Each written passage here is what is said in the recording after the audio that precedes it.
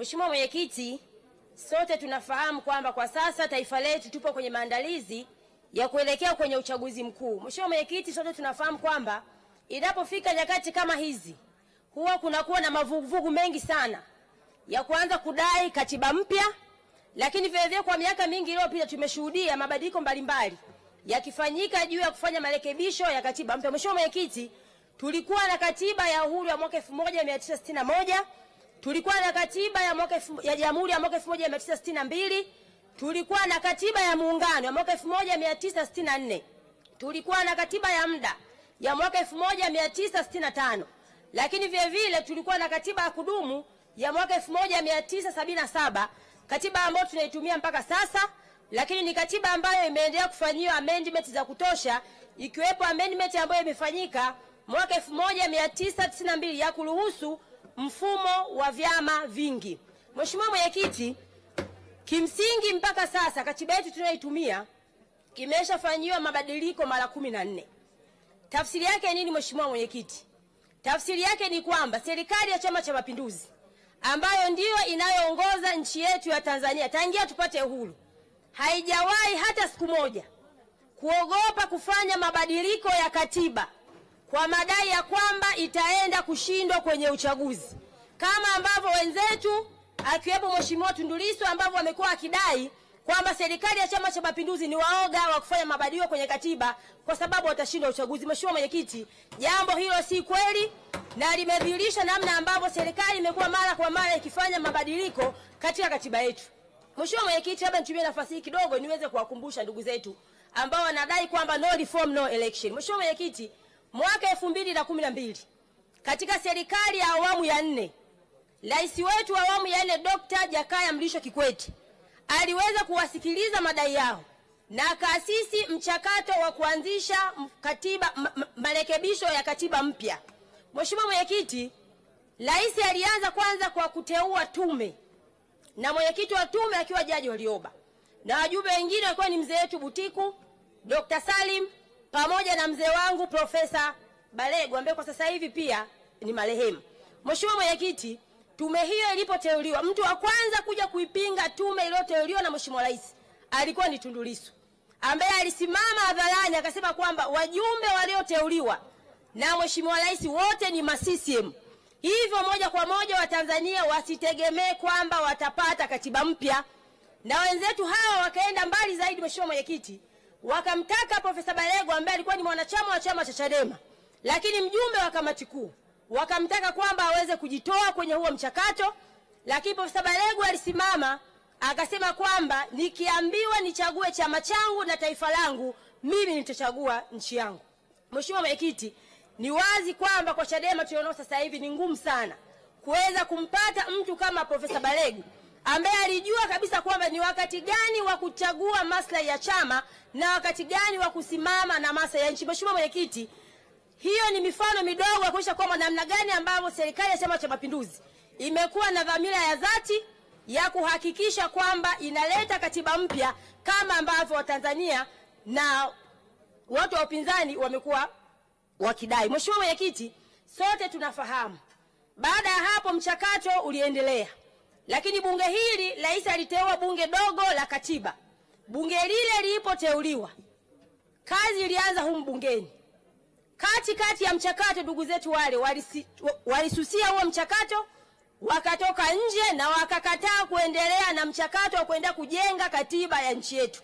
Lakini leo wanakuja na sera kwamba wanataka no reform no election. Mheshimiwa Mwenyekiti, ni jambo ambalo linafikirisha kwamba ni reform zipi ambazo wao wanazitaka wakati tayari walishagomea mchakato wa kuandaa katiba mpya ndani ya bunge la Jamhuri ya Muungano wa Tanzania. Mheshimiwa Mwenyekiti, kwa hiyo mimi niwaombe tu wa Tanzania kwamba hawa watu ni kawaida yao.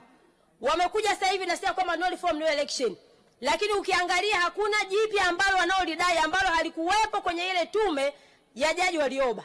Ndio maana hata baadaye walikuja kusema kwamba tunaomba mapendekezo yale ambayo yalikuwepo kwenye tume ya Jaji Warioba yaweze kuzingatiwa na serikali. Wakasahau kabisa kwamba mwanzoni walisema kwamba ile tume ni tume ya ma-CCM na haiwezi kufanya kazi yote. Mheshimiwa Mwenyekiti, mimi niombe Wizara ya TAMISEMI, tunajua kama tunaenda kwenye uchaguzi na kipindi kama hichi huwa kinakuwa na mavuguvugu mengi sana. Kwa hiyo mimi niwaombe muendelee kusimama, mfahamu kwamba nchi yetu inategemea Chama cha Mapinduzi, na wenzetu wale hawana dhamira ya dhati ya kujenga nchi yetu. Wao ni watu ambao wamekuwa na siasa za kuleta matukio mara kwa mara, na ndio maana wanafahamu kwamba endapo katiba mpya ikipita, wao watakosa ajenda ya kusema.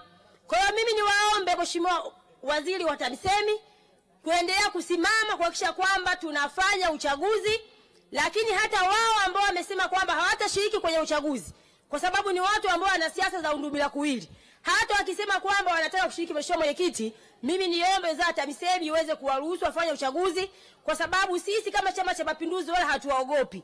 Chadema sasa hivi hawana ajenda wala hawana jambo ambalo sisi Chama cha Mapinduzi tunaogopa.